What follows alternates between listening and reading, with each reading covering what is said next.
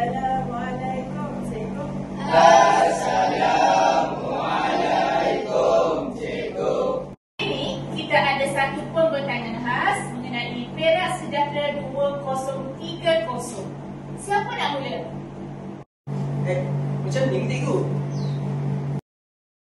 Hari ini, rakan kita Nur Syazah Huda akan bentangkan mengenai Perak Sejahtera 2030. Silakan Syazah.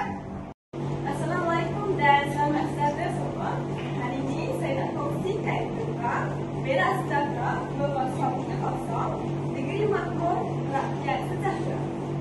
Perak Sejahtera 2030 ialah rancangan masa depan negeri kita. Matlamatnya jelas, nak pastikan negeri lebih makmur, rakyat lebih sejahtera. Antara fokus utama ialah peluang pekerjaan yang lebih luas. Yang kedua, pendidikan berkualiti untuk semua. Yang ketiga, teknologi moden seperti internet berkelajuan tinggi. Dan yang keempat, pembangunan mesra alam yang menjaga sungai, hutan dan warisan. Kalau semua ini berjaya, Perak akan jadi negeri contoh di Malaysia, maju, hijau dan makmur. Terima kasih Syazah atas penerangan. Tepuk tangan sikit.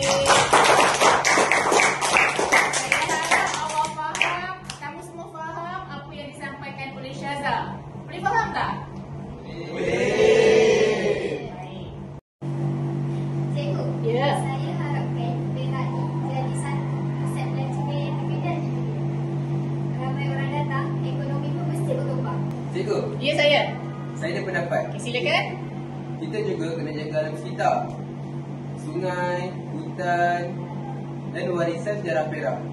Itu semua khazanah untuk generasi yang akan datang. Oh, generasi masa kita. Betul.